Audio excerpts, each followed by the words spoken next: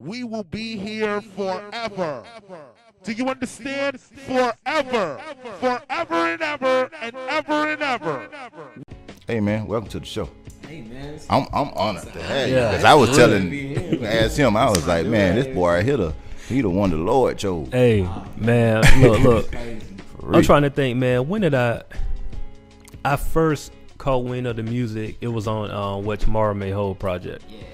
And so, like, you know, I hear this project and I instantly like, yo, I got to talk to this guy. Got to talk to him. So, you know, get on the line with him. And we all did the podcast and, like, just to hear his story, right? HenneC, like, it's crazy. It's crazy. It's, I'm trying to think, like, just really, if you listen to the first project, right, What Tomorrow May Holds, if you just listen to what he has to say on this thing, like, the homie takes you through his life. It was like high school. It was the graduation, right? Graduating high school. Yeah. Graduation to me, dropping out of college, and just everything after. Yeah. And so, like, you know, during this time, he kind of walked us through the whole project. And I think at the time, maybe Kendrick Lamar had just dropped his project or something like that. So it kind of It was still a year afterwards. It was still crazy, though. But it was like, when I heard it, that's what it reminded me of, HenneC. Like, I was like, oh man, this is like Good Kid, Mad City Part 2 in East Atlanta, though. You know what I'm saying? And I was like, oh, okay, yeah. Like, he really walked you through it, like, with skits and, like, you know, him having conversations with his father and all of it. It's like his homeboy. I mean, it's like a movie, bro. It's cinematic. You know what I mean? And then you hear this, and then you talk to him, and it's like everything matches up. You know what I mean? So it's like, I can relate. Exactly. Exactly. It's crazy, man. Yeah. So, you know, HenneC talked about the live performance, man. Like, how long did it take for you to get that down packed? Like, you know, just to control that crowd, because, you know, that's not something that every artist have. You know what I mean? Like, everybody can't get on stage and have everybody's attention. Right. So what did that start from? Or did it take long at all? Yeah. Man, I ain't even gonna front to you, man. Act like I'm a god or anything. Like, it did take a while because the first place that I performed ever outside of my school was Cloud9. Okay. And I remember We Mighty Network came in, and they shut it down.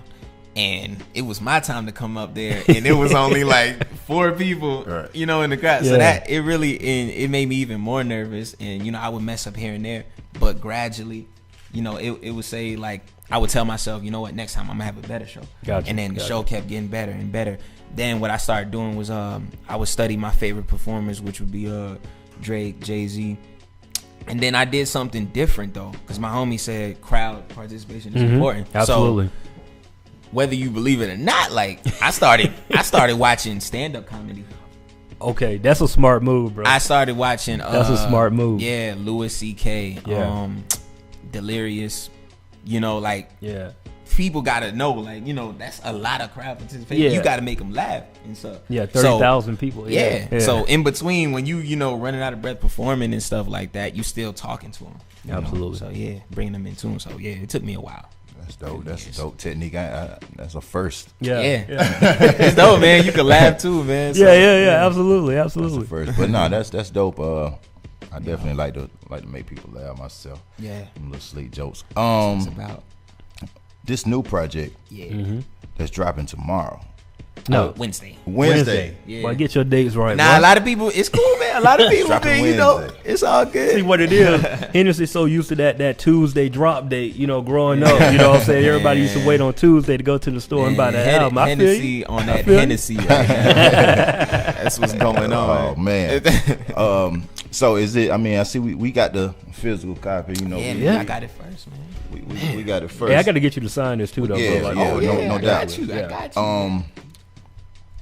you. What's this thing sounding like, man? Man, give people a rundown of what they expect. I'm telling y'all now, like, I really believe in this project, and if people like What Tomorrow May Hold, they're gonna love this one because it's such a step higher. Okay. And I didn't have to narrate to keep you entertained. Word. Like, it's like from the beginning, like, I'm so excited for it, man, because it's kind of like a sequel to What Tomorrow May Hold. It's just a recap of my past year. Okay. And me dealing with any mistakes that I made in What Tomorrow May Hold. Or the new places I've been. You know, I've been back and forth to Cali.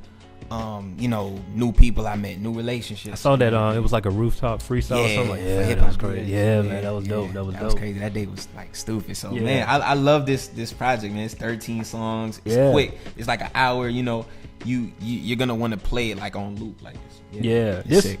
Man, I'm such a fan of artwork. You know what I'm saying? Like, cause I go back to that time of.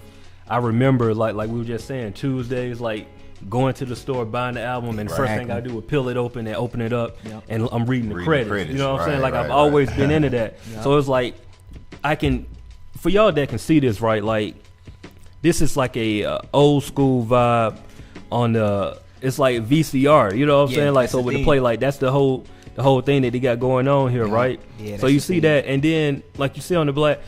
I gotta ask this because as I'm looking at this, and the fact that we just watched the video for Blue, so I'm looking at this. It's like a blue theme on everything. Yeah. What is that? What type of what? It's something about that. It got to be something into that. So. Yeah, cause like just the feeling, the song Blue. You know, me and Willie, man, we dope video by the way too. Oh, appreciate it. Yeah, I came up with the concept and everything in like an hour before I shot it. I was like rushing the whole week. But as far as the Blue thing goes, you know, I wanted to capture that emotion. Because even though we had good times, like, man, me and Willie, we was going through a lot of rough times. Gotcha. You know what I mean? Like, in Blue, you know, that's a color of an emotion as well. Yeah, absolutely. So that not only is that for the song, but also for the color scheme for the cover. And the reason why it looks like a VCR, you know, you can see the play and everything. Because it's a VCR type theme into it. Okay. So it's gonna be switching back and forth. Oh man, I'm ready to hear it. I'm telling you, like, I'm just gonna keep it real with you. Like, I'm leaving here and this is what's going in. I'm listening to J. Cole right now. No, actually, I'm listening to Kendrick. I'm listening to Kendrick, like Good Kid, Mad City again. I'm trying to get prepared for this new album that I'm about to drop. So I'm taking that out and I'm putting this in, bro. Like, 13 tracks. 13 tracks, man. It's stupid, man. Man, them beats I heard already from old boy was dope, man. Wait till you hear the intro, man. Man, I'm telling you, look, and Willie Hendricks, he's coming on in the next segment, and I think we're gonna walk through these records, man. I think that'll be pretty cool to just kind of get some history and background information on each one of these records, man, while we here. So we got this album dropping on the 11th, man. You know, before we leave this break, I wanted to go into something about just the direction and your marketing, because I've noticed this with you just from being around you. You take that serious, like you guys, like, y'all focus and move like a major label. You know what I'm saying? Like I mean, the fact that you got physical copies here, like for us to look at, that ain't something like a lot of people get caught up in the digital world and like, go to SoundCloud, check out go to my website, check out the music, but you got something you can put in our hand. Yeah.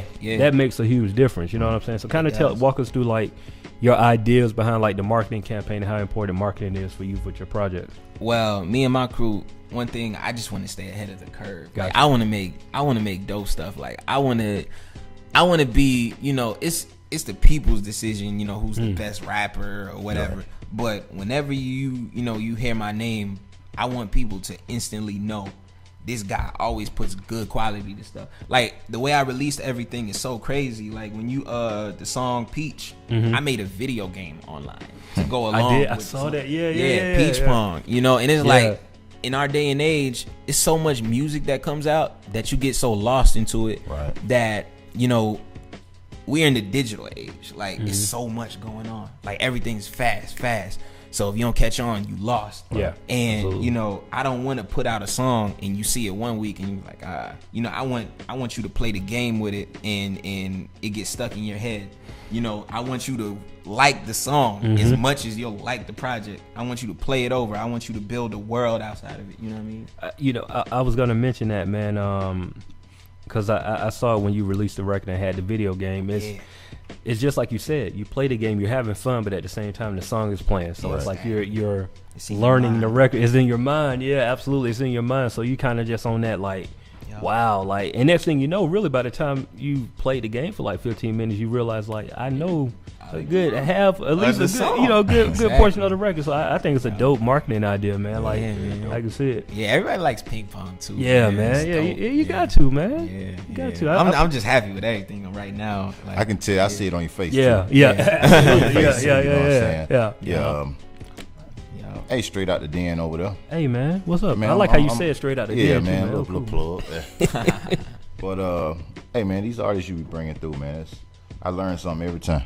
Hey, man. Every time. It's a good dude right here, man. I appreciate that, man. I appreciate that. Hands down. Like honestly, Hennessy, with you saying that, man, it's like it's on purpose. You know what I'm saying? Like, because just like you were saying, there's so much music out there, right? Right. So when I'm going through music, man, my goal is to really find artists that's doing something other than music. You know what I'm saying? Like, it's crazy that may sound like, bro, you got to be doing something else because you can rap all day. I mean, I know dudes on the block that can rap. Exactly. But what are you doing to get that rap past that block? You feel me? Like, it's so much of that goes on. Exactly. And not to cut you off too, no, but you good. One thing that's crazy is because me and him, man, we met around the same exact time. Really? It's been around this time? Dang. Like, it's been a year since we known each other. Yeah. Okay. And one of the dopest parts is in the podcast, he was talking about how Pastor Troy had affected you, you know, and the vice versa. That's sample. crazy. And at the show, I'm opening up for Pastor Troy. And we're looking at it, and I turned to him, I'm like, yo, look, like, it's Pastor Troy. He's doing vice versa. Like,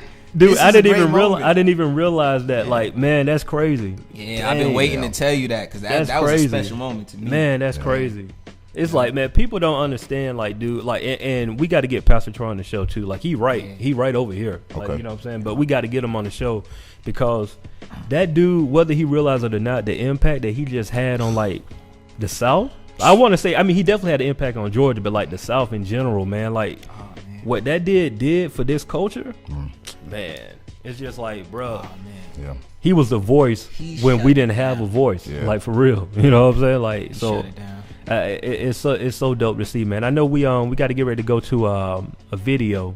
I think we're gonna do Panola. Is that the Panola video? Yeah, that was off of What Tomorrow May Hold. Yeah. Just before you get into this project, you know, see where we was at last time. Dope. Yeah. So kind of this your video, man. Throw it to it. Yeah. All right, man. Here we go, man. Yeah. Panola. You know, feel me? You know, this for the East Side. I'm, you know, Michael Aristotle once again. My homie Half on there. You know, East Chain, shout out Left Lane. Produced by Willie Hendrix, who will be right here in a moment. Yeah, man. Panola. Here we go. Yes, sir.